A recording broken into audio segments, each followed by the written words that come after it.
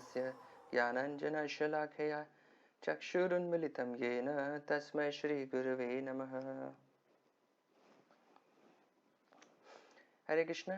तो पिछले बार हम लोग भगवत गीता वर्स 2.45 तक डिस्कस कर लिए थे। आज हम लोग वर्स नंबर 2.46 से अपना डिस्कशन आगे बढ़ाएंगे। तो ये वर्स 2.46 का ट्रांसलेशन है, all purposes served by a small well can at once be served by a great reservoir of water. Similarly all the purposes of the Vedas can be served to one who knows the purpose behind them। तो एक बहुत important बात यहाँ पर भगवान बता रहे हैं। देखिए, ये in this verse Krishna concludes his arguments. जो अभी तक इतनी बातें वो बता रहे थे उसका कंक्लूजन यहाँ पर भगवान बता रहे हैं। तो देखिए, the rituals and sacrifices mentioned in the karma kanda division of Vedic literature are meant to encourage gradual development of self realization. कि अभी तक जो कर्म कांड के बारे में इतना कुछ भगवान बता रहे थे वो उसको बहुत इंपॉर्टेंस नहीं दे रहे भगवान। उसको बोल रहे हैं कि अर्जुन तुम कर्म कांड से ऊपर उठो। लेकिन फिर ये प्रश्न उठता है कि आखिर कर्म कांड शास्त्रों में दिया क्यों गया है? जब भगवान को कर्म कांड पसंद नहीं है तो आखिर शास्त्रों में क्यों दिया गया है? तो यही रीजन है कि कर्म कांड इसलिए दिया गया है कि उससे ग्रेजुअली धीरे धीरे लोग एलिवेट करते हैं। जो डायरेक्टली बुद्धि योग को, यानी जो हम डिस्कस कर रहे थे निष्काम कर्म योग, ये हायर लेवल के योग को जो नहीं ले सकते, जिनकी कैपेसिटी नहीं है कि अभी डायरेक्टली बुद्धि योग कर पाए, उनके लिए भगवान ने एक नीचे का लेवल ये बनाया है कर्म कांड। कि इससे आप कर्म कांड करेंगे वैदिक रिचुअल्स के थ्रू, आप अपने सेंस ग्रेटिफिकेशन के लिए, ऐसे अपने सिंफुल लाइफ में तो कम से कम नहीं जा रहे हैं, अपने एंजॉयमेंट के लिए कम से कम शास्त्रों के परव्यू के अंदर में रह करके आप कर्म कांड करके अपने सेंस ग्रेटिफिकेशन को शास्त्रों के थ्रू एक बोनाफाइड तरीके के थ्रू आप डिराइव करने का कोशिश कर रहे हैं। इस कारण से भगवान ने ये कर्म कांड का सेक्शन भी दिया हुआ है। लेकिन भगवान को बहुत ज्यादा पसंद नहीं है। लेकिन अगर कोई कर्म कांड भी करता है तो धीरे धीरे उसका कॉन्शियसनेस ऊपर उठ रहा है, तो ग्रेजुअल सेल्फ डेवलपमेंट है। लेकिन भगवान ये रिकमेंड करते हैं कि जो कर्म कांड से ऊपर उठ करके डायरेक्टली बुद्धि योग कर सकते हैं वो बेटर है कि डायरेक्टली बुद्धि योग ही करें। कर्म कांड के सेक्शन पे रहने का उन्हें कोई जरूरत नहीं है।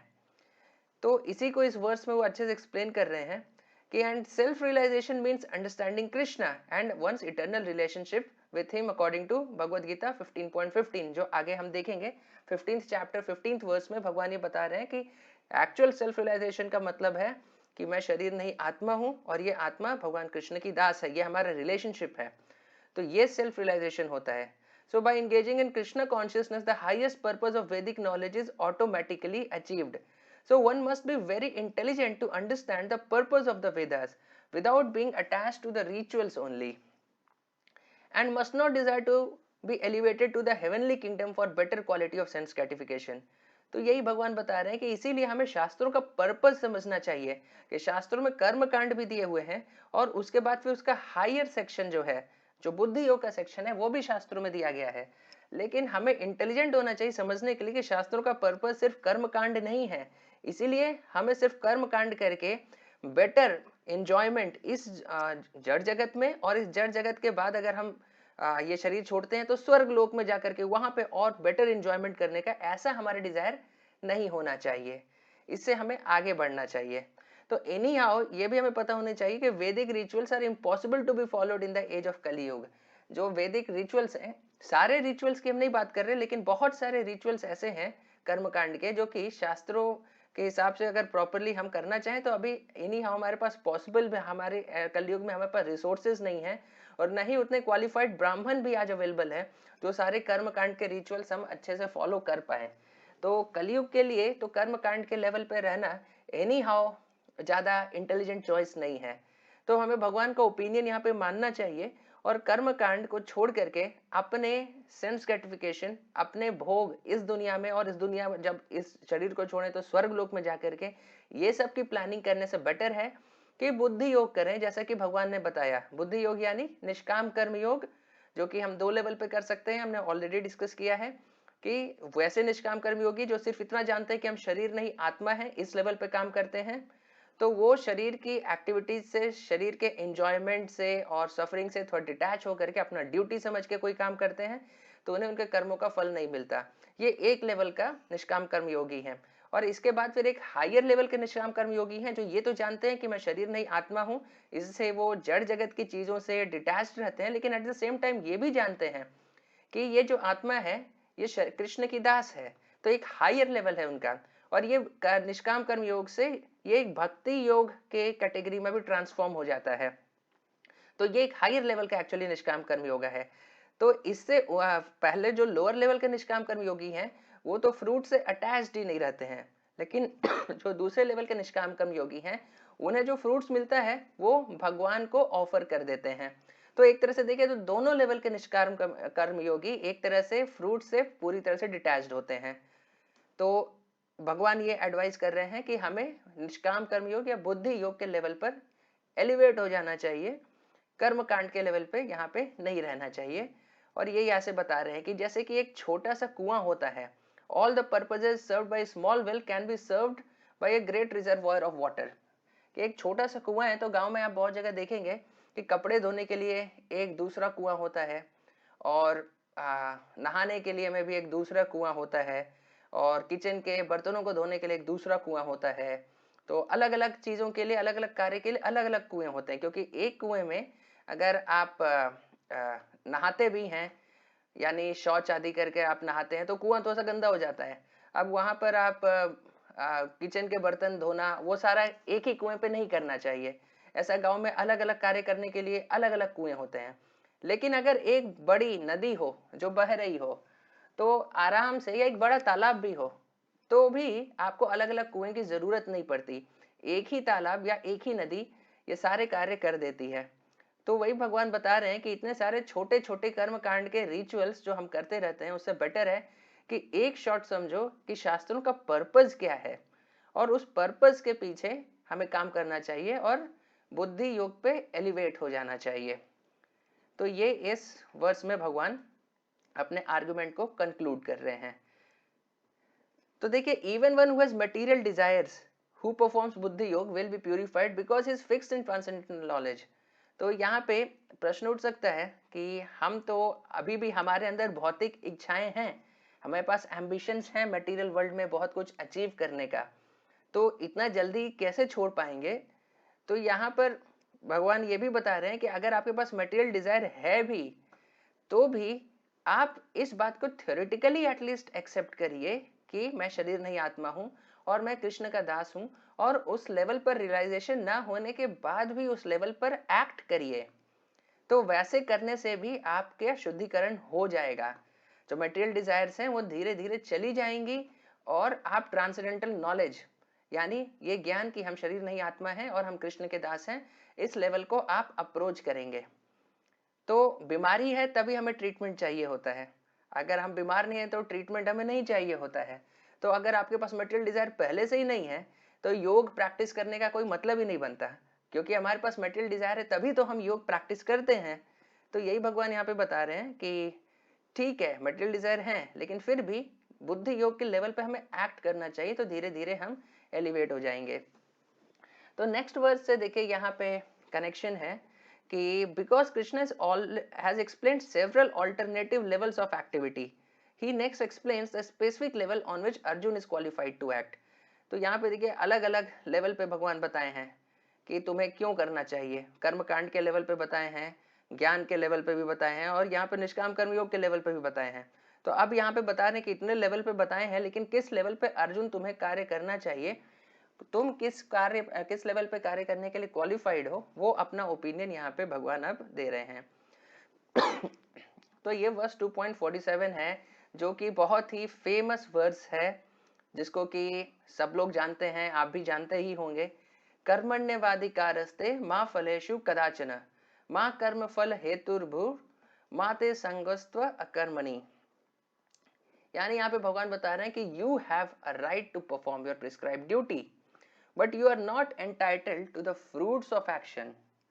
यानी कर्मण्यवाधिकारस्ते, तुम्हारा कर्म का अधिकार है, माँ फलेषु कदाचन, उसके फल पर तुम्हारा कोई हक नहीं है।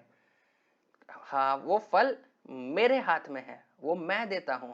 तो तुम कर्म कर सकते हो, लेकिन उस फल की इच्छा तुम नहीं करना चाहिए, क्योंकि वो फल ऐसा नहीं कि तुम अच्छा कार्य करोगे तो ही तुम्हें अच्छे फल मिल जाएंगे, क्योंकि फल मेरे हाथ में है, वो मैं अपने हिसाब से देता हूँ।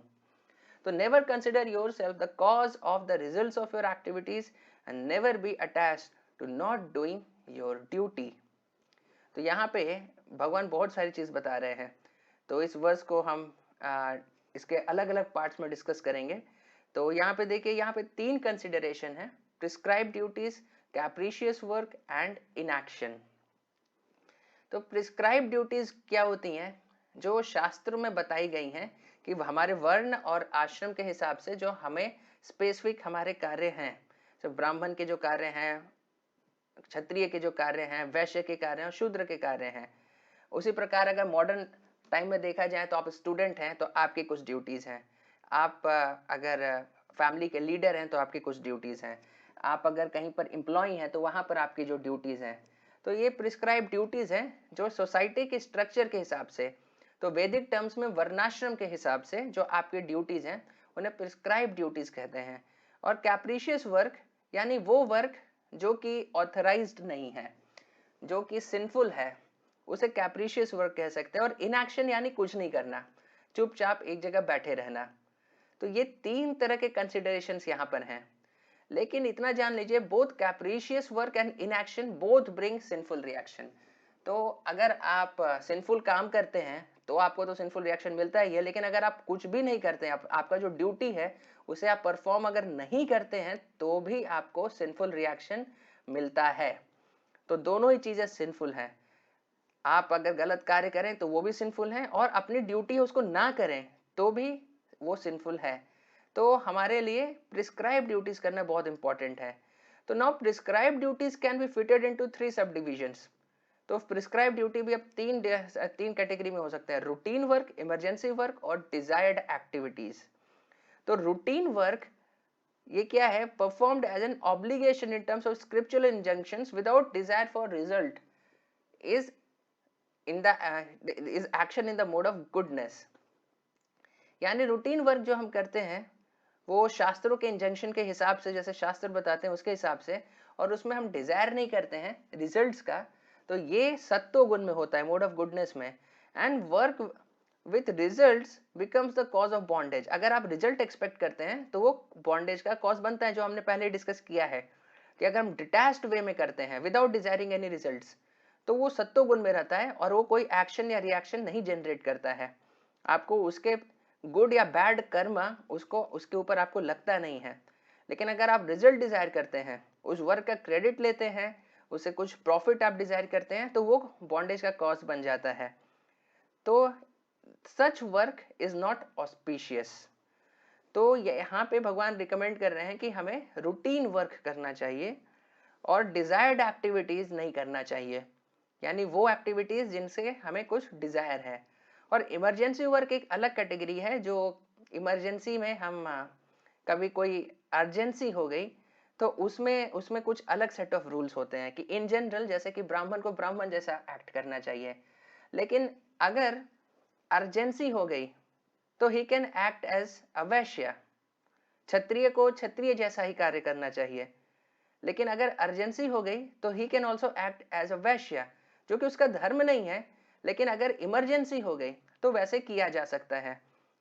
तो जैसे ब्राह्मण वो शस्त्र नहीं उठाते, लेकिन अगर अर्जेंसी हो गई तो ब्राह्मण को भी कभी कभी शस्त्र उठाना पड़ जाता है। तो वो सारे इमरजेंसी वर्क हैं जो अलग कैटेगरी में आते हैं। तो routine work, emergency work and desired activities. तो हमें इन जनरल रूटीन वर्क यानी work which is perform without desire for results, उस कैटेगरी में हमें रहना चाहिए। तो देयरफॉर यहाँ पे भगवान बता रहे हैं कि fighting as a matter of duty was the only auspicious path for salvation for Arjun. कि यानी तुम एक क्षत्रिय हो और क्षत्रिय का तुम्हारा ड्यूटी है कि तुम ये युद्ध लड़ो, और युद्ध लड़ो लेकिन विदाउट डिजायर फॉर रिजल्ट्स।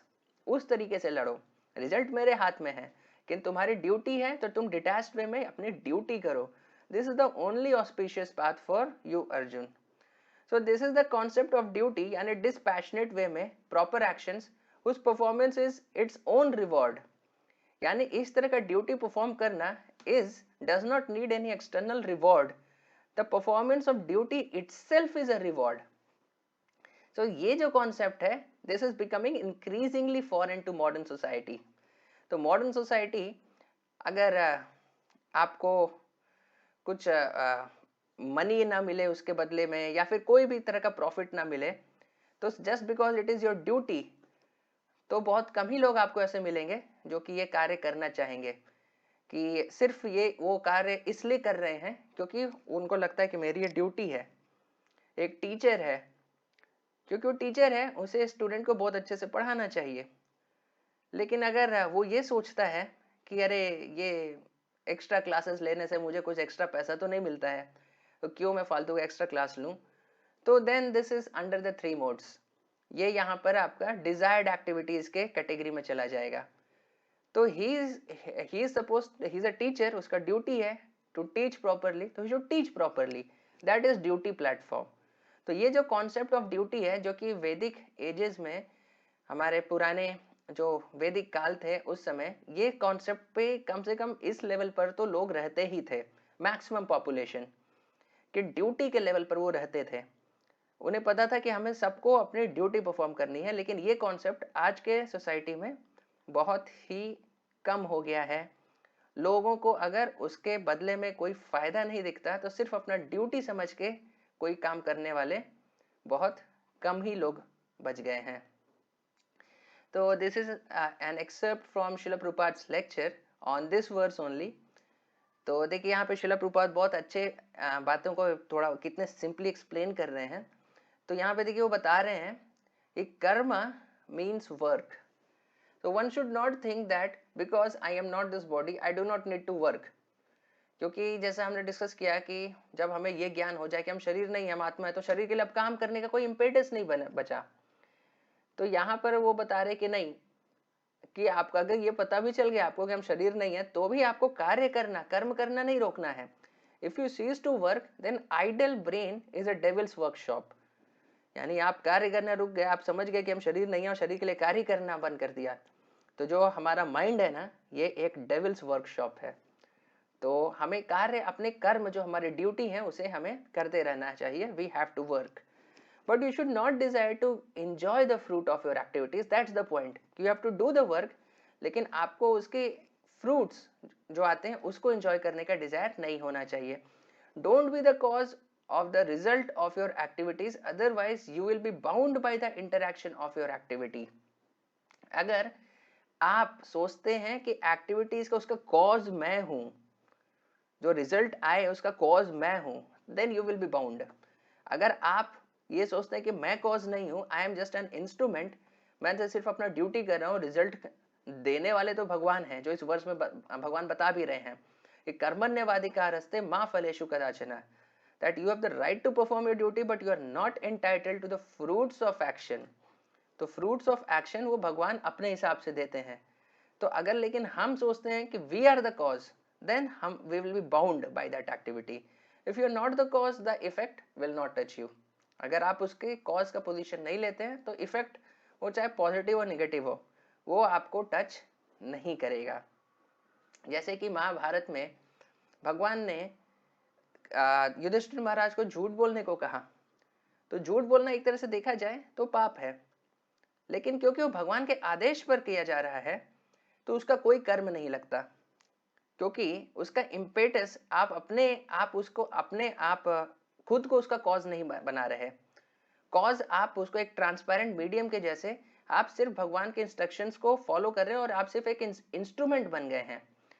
तो that is the point which is mentioned here. If you are not the cause, अगर आप उसके कॉज नहीं हैं, आप सिर्फ एक ट्रांसपेरेंट मीडियम जैसे भगवान के आदेशों का पालन कर दे रहे हैं, तो उसका जो इफेक्ट है, यानी झूठ बोलने का जो सिंफुल रिएक्शन है, that will not touch you. So this is the art of working, कि इस जड़ जगत में हम कुछ भी करते हैं तो कुछ ना कुछ सिंफुल रिएक्शन हमें मिलता है, लेकिन अगर इस प्रकार से हम कार्य करेंगे तो किसी भी प्रकार का सिंफुल रिएक्शन हमें टच नहीं करेगा. तो इफ यू से perhaps it is better that I do nothing, that is also not permitted. जैसे यहाँ पे बोलते हैं माते संगस्त्व अकर्मणि, जो लास्ट लाइन है इस वर्स का, कि never be attached to not doing your duty. तो ये समझ में आ गया कि अरे ठीक है कि मैं शरीर नहीं आत्मा, तो कार्य क्यों करें. तो बोले कि no, that is also not allowed. You cannot stop taking action, and at the same time you should not enjoy the fruitive result of your activities. Like शिला प्रभुपाद एक एग्जाम्पल देते हैं यहाँ पे कि I have a business friend in India. तो वो बता रहे थे कि वो उनका एक फ्रेंड था बिजनेस का. वो क्या करता था, प्रभुपाद जो भी भागवतम की किताबें लिखते थे या जो भी और बुक्स या मैगजीन्स वो आर्टिकल्स या कुछ पब्लिश करते थे, तो ये बिजनेस फ्रेंड था, वो सारी बुक्स को वो पब्लिश करके फिर डिस्ट्रीब्यूट करता था अलग अलग पार्ट्स में इंडिया के. तो एक समय वो आकर के शिला प्रभुपाद को कहता है कि स्वामी जी अभी मैं आपके बुक्स को और प्रिंट नहीं कर पाऊंगा. तो शिला प्रभुपाद पूछते हैं कि क्यों, ऐसा क्यों? तो फिर वो बता रहा है कि वास्तव में बात यह है कि अभी गवर्नमेंट ने कुछ पॉलिसीज ऐसी चेंज की हैं कि जिसके कारण मुझे नहीं काम करने से ज़्यादा फायदा होगा. अगर मैं काम करता हूँ तो मेरा ज़्यादा पैसा टैक्स वैक्स में ही कट जाएगा. अगर मैंने पूरा कैलकुलेशन करके देखा है, अगर मैं काम नहीं करता हूँ तो मुझे ज़्यादा फायदा है. तो इसलिए अभी कुछ समय के लिए कम से कम मैं अपना ये बिजनेस रोक रहा हूँ क्योंकि नहीं करने में ज़्यादा फायदा है. तो यहाँ पे प्रभुपाद बता रहे थे कि everybody is working because of this, कि कुछ फायदा मिल रहा है तो काम कर रहे हैं, नहीं तो काम बंद. तो यहाँ पे वही बात बता रहे हैं कि अगर आपको समझ में आ गया मैं शरीर हूँ ही नहीं तो शरीर के लिए क्यों काम करना. तो नहीं, वैसा नहीं, आपको अपना ड्यूटी करते रहना होगा, नहीं तो ideal brain is devils workshop. The mind operates like this. It reasons that if we cannot enjoy the results of its activities, then it will cease to work. है ना? So like just like there is a proverb in English, ownership turns sand into gold. Or where there's muck, there's brass. So but Krishna teaches that we should work to the best of our ability. So we should not just work कि somehow मेरा duty है तो कर देते हैं. We should work to the best of our ability. But how? Dedicating our efforts to him. If we do, our lust to enjoy the results of our work will fade in the light of the knowledge that work for Krishna is on the spiritual plane. तो अगर हम इस प्रकार से करते हैं, जैसे हमने पहले भी डिस्कस किया था, आपके अंदर मटेरियल डिजायर है भी, यानी आपको अपने काम का रिजल्ट एंजॉय करने का डिजायर है भी, आपके वर्क का फ्रूटिव एक्शंस का रिजल्ट डिजायर करने का एंजॉय है भी, तो भी अगर आप एटलीस्ट थ्योरेटिकली इन पॉइंट्स को एक्सेप्ट करके इस प्लेटफॉर्म पे कार्य करते हैं, तो जो वो डिजायर है, जो लस्ट है हमारे अंदर to enjoy the results of our work, वो चला जाएगा. एंड कैसे चला जाएगा? We will get the knowledge that work on Krishna is the highest benefit. It is on the spiritual plane. So this is how we are supposed to act. So moving ahead to the next verse 2.48. तो यहाँ पे फिर भगवान बता रहे हैं कि perform your duty equipoised, O Arjun, abandoning all attachment to success or failure. Such equanimity is called yoga. तो यहाँ पे बता रहे हैं कि equipoised होना चाहिए, सक्सेस और फेलियर से छोड़ो. Like there is a saying in English that do your best and leave the rest on God.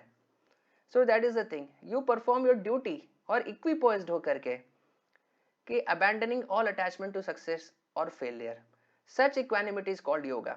जैसे फॉर एग्जाम्पल कि आपका एग्जाम्स आ रहे हैं, आपने अपने बेस्ट तरीके से तैयारी की. ये तैयारी करने के बाद अगर आप फेल भी हो गए या आप टॉप कर गए, दोनों ही केस में अगर आपने अपनी ड्यूटी ईमानदारी से परफॉर्म की है तो दैट इज कॉल्ड योगा. यानी अगर आपने कार्य करने के बाद अगर आप फेल भी हो गए, अगर ईमानदारी से आपने अच्छे अपना बेस्ट तरीके से आपने तैयारी किया, आपने ड्यूटी परफॉर्म किया है आपने, तो you should be happy because according to Krishna you have done yoga, you have performed a yoga. This is called yoga, the actual meaning of yoga. तो you are established in yoga, आप yoga के level पर हैं. तो we should not be attached to success और failure, लेकिन we should be attached to doing our duty very properly. ये बात यहाँ पर भगवान बता रहे हैं. तो देखिए, this is again an excerpt from Srila Prabhupada's purport to this verse. तो ये बहुत ही इंपॉर्टेंट है. देखिए यहाँ पे बहुत इंपॉर्टेंट कुछ बातें भगवान यहाँ पे बता रहे हैं, तो ध्यान से सुनिए. देखिए, Krishna tells Arjun that he should act in yoga. तो भगवान बोल रहे हैं अर्जुन तुम योग के लेवल पे रहो. And what is yoga? Yoga means to concentrate the mind upon the Supreme by controlling the ever disturbing senses, अपने मन को भगवान पर केंद्रित करना, इसे हम योग कहते हैं। अपने सेंसेस से डिविएट नहीं होना, इसे हम योग कहते हैं। And who is the supreme? तो that supreme is the supreme lord Krishna. And because he himself is telling Arjun to fight, Arjun has nothing to do with the results of the fight, क्योंकि खुद भगवान बोल रहे हैं तो अर्जुन को अभी रिजल्ट से अभी कोई मतलब नहीं है, उसका ड्यूटी है लड़ने का। गेन और victory are Krishna's concern and Arjun is simply advised to act according to the dictation of Krishna. So the following of Krishna's dictation is real yoga and this is practiced in the process called Krishna consciousness. यानी real योग का क्या मतलब है? भगवान के आदेशों का पालन करना। उनके आदेश हमें कुछ लोग पूछेंगे कहाँ से पता चलेगा, तो इसीलिए हमारे शास्त्र हैं कि भगवान ने सारे अपने आदेश कहाँ हमें दिए हैं, शास्त्रों में दे करके रखे हैं, और इसीलिए हमें शास्त्र पढ़ना चाहिए कि भगवान के क्या आदेश है वो पता चल जाए, और उन आदेशों के हिसाब से एक्ट करना, that is the real yoga. और this is what we call Krishna consciousness. यानी आप अपने ऑक्यूपेशनल ड्यूटीज कर रहे हैं तो वो भी एक प्रकार से भक्ति हो सकता है। आप स्टूडेंट हैं, आपकी पढ़ाई भक्ति हो सकती है। आप अगर जॉब कर रहे हैं तो जॉब भक्ति हो सकता है। तो आपको कर्म नहीं छोड़ना है, लेकिन अगर आप कॉन्शियसनेस चेंज करते हैं, इस प्रकार के कॉन्शियसनेस से आप अपने कार्य करते हैं, तो वो एक्टिविटी ही भक्ति हो जाती है, वो एक्टिविटी खुद योग हो जाती है। यानी योग सिर्फ एक्सरसाइज आप जो करते हैं बॉडीली, वही योग नहीं है। योग का एक्चुअल मीनिंग है ये, to follow the order of Krishna, the dictations of Krishna, जो वहां पर है उसको फॉलो करना। तो यहां देखिए लास्ट लाइन में प्रभुपाद बता रहे, the following of Krishna's dictation, that is real yoga and that is what is the process of Krishna consciousness. So this is also the excerpt from Srila Prabhupada purport to this verse only. तो देखिए यहाँ पे फिर से श्रील प्रभुपाद बताते हैं कि Arjun is a Kshatriya and as such he is participating in the वर्णाश्रम धर्म इंस्टीट्यूशन। तो क्षत्रिय है तो वर्णाश्रम के इंस्टीट्यूशन के अंदर है। तो it is said in the Vishnu Purana that in the वर्णाश्रम धर्म the whole aim is to satisfy Vishnu, यानी वर्णाश्रम का होल एंड सोल पर्पस क्या है? भगवान विष्णु का सेटिस्फैक्शन। तो इसीलिए पूरा वर्णाश्रम पूरा इसी तरह से डिजाइन ही किया गया है। So no one should satisfy himself as is the rule in the material world, but one should satisfy Krishna. So unless one satisfies Krishna, one cannot correctly observe the principles of varnashram dharma. So indirectly Arjun was advised to act as Krishna told. तो कोई अगर भगवान को satisfy नहीं कर रहा है तो वर्णाश्रम के प्रिंसिपल्स को फॉलो ही नहीं कर रहा है। तो इसलिए यहाँ पे इनडायरेक्टली बताया जा रहा है कि अर्जुन तुम्हें लड़ना चाहिए, वर्णाश्रम के प्रिंसिपल को फॉलो करो। कृष्ण का आदेश है कि यहाँ पे लड़ो, क्योंकि तुम क्षत्रिय हो, तुम्हारा ड्यूटी है, तो तुम्हें लड़ना चाहिए। तो when one works and is unattached to the fruits of such work, he is performing karma yoga. यही डेफिनेशन है कि आप कार्य करिए लेकिन अगर उसके फ्रूट से आप अटैच नहीं है तो दिस इज कर्म योग। Detachment is then perfected when he offers the fruits of his work to Krishna। जो हमने देखा कि निष्काम कर्म योगी के 2 लेवल हैं, तो ये हायर लेवल है। क्यों डिटैचमेंट का परफेक्शन कब हो जाता है कि आप पहले तो फ्रूट से अटैच नहीं है, लेकिन जो फ्रूट आए अब उसको आप कृष्ण को भी ऑफर कर दें, तो that is the perfection of निष्काम कर्म योग। Therefore Krishna tells Arjun not to renounce work, कि कार्य करना नहीं छोड़ो, but renounce what? The fruits of the work। यानी अगर तुम्हें विक्ट्री मिली या लॉस मिला, offer whatever you get, you offer it to Krishna. So that is what is the proper way of acting. So on the spiritual platform there is no question of stopping work, but we must work for the supreme. तो देखिए, we must be like the rod in the hands of a person who kills the snake. So अगर मान लीजिए कि एक डंडा है जिससे कि एक सांप को मारा जाए, तो डंडे ने सांप को मारा लेकिन डंडा रिस्पॉन्सिबल नहीं है। रिस्पॉन्सिबल कौन है? जो जिस पर्सन ने उस सांप को मारा, he is responsible. Either killing the snake is good और bad, that is a secondary question. अगर वो गुड है तो भी मैन रिस्पॉन्सिबल है, और अगर वो बैड है तो भी मैन ही रिस्पॉन्सिबल है। डंडा इज नेवर रिस्पॉन्सिबल। यानी अगर वो गुड है तो सजा किसे मिलेगी? आदमी को मिलेगी, डंडे को नहीं। और अगर वो बैड है तो भी सजा किसे मिलेगी? अगर गुड है तो अगर गुड है तो रिवॉर्ड किसे मिलेगा? उस आदमी को मिलेगा, और अगर बैड है तो सजा किसे मिलेगी? उस आदमी को मिलेगी, डंडे को कुछ नहीं। तो we are suppose to be like that, कि we are suppose to be like the instrument. भगवान के हाथ में एक इंस्ट्रूमेंट जैसा हमें होना चाहिए, यानी कुछ भी हो तो कर्म हमारे ऊपर नहीं एक्ट करे, सिंफुल हो तो भी हमारे ऊपर एक्ट नहीं करें, और पायस हो तो भी हमारे ऊपर एक्ट नहीं करें। तो दोनों ही तरह के कर्मों से मुक्ति, यानी सिंफुल कर्मों से भी मुक्ति और पायस कर्मों से भी मुक्ति। And we gain spiritual credits if we act on such a level.